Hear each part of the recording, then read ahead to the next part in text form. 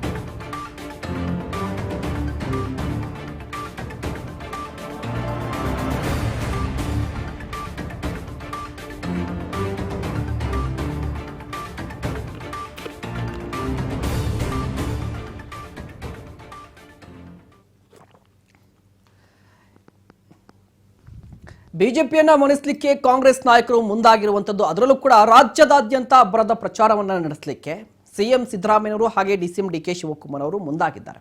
ಅದರಲ್ಲೂ ಕೂಡ 2 ಲೋಕಸಭಾ ಕ್ಷೇತ್ರಗಳು ಸಿಎಂ ಸಿದ್ದರಾಮಯ್ಯನವರಿಗೆ ಪ್ರತಿಷ್ಠೆಯಾಗಿದೆ.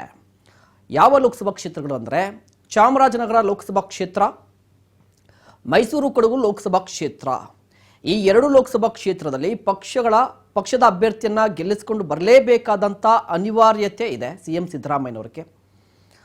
ಮೈಸೂರು ಕೊಡಗು ಲೋಕಸಭಾ ಕ್ಷೇತ್ರ ಕಳೆದ 2 ಚುನಾವಣೆಗಳಿಂದ ಕೂಡ ಬಿಜೆಪಿ ಗೆಲುವನ್ನು ಸಾಧಿಸಿರುವಂಥದ್ದು ಪ್ರತಾಪ್ ಸಿಂಹ ಅವರು.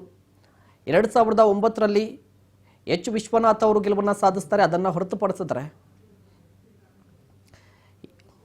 ಮೈಸೂರು ಲೋಕಸಭಾ ಕ್ಷೇತ್ರ ಕಾಂಗ್ರೆಸ್ನ ಭದ್ರಕೋಟೆ ಆಗಿತ್ತು. ಬಟ್ ಈಗ ಬಿಜೆಪಿ ಭದ್ರಕೋಟೆ ಆಗಿರುವಂಥದ್ದು ಶತಾಯಗತಾಯ ಮೈಸೂರಲ್ಲಿ ಕಾಂಗ್ರೆಸ್ ಅನ್ನ ಗೆಲ್ಲಿಸಲೇಬೇಕಾದಂಥ ಅನಿವಾರ್ಯತೆ ಇದೆ ಸಿಎಂ ಸಿದ್ದರಾಮಯ್ಯನವರಿಗೆ. ಯದುವೀರ್ ಒಡೆಯರ್ ಅವರು ಈ ಬಾರಿ ಬಿಜೆಪಿಯ ಟಿಕೆಟ್ ಅನ್ನು ಪಡೆದುಕೊಂಡು ಅಖಾಡದಲ್ಲಿದ್ದಾರೆ.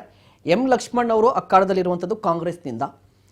ತವರು ಜಿಲ್ಲೆಯಲ್ಲಿ ಕಾಂಗ್ರೆಸ್ ಗೆಲ್ಲಬೇಕಿದೆ. ಇದರ ಪ್ರತಿಷ್ಠೆಯಾಗಿ ತೆಗೆದುಕೊಂಡಿರುವಂತಹ ಸಿಎಂ ಸಿದ್ದರಾಮಯ್ಯನವರು ಸರಣಿ ಸಭೆಗಳನ್ನು ನಡೆಸಿದರು. ಜೊತೆಗೆ ಕಾಂಗ್ರೆಸ್ನ ಶಾಸಕರ ಜೊತೆ ಸಭೆಯನ್ನು ನಡೆಸಿದರು. ಇದರ ನಂತರ ಮತ್ತೊಮ್ಮೆ ಏಪ್ರಿಲ್ 11 ಮತ್ತು 12ನೇ ತಾರೀಕು ಮೈಸೂರು ಚಾಮರಾಜನಗರಕ್ಕೆ ಸಿದ್ದರಾಮಯ್ಯನವರು ಭೇಟಿಯನ್ನು ಕೊಡ್ತಿದ್ದಾರಂತೆ.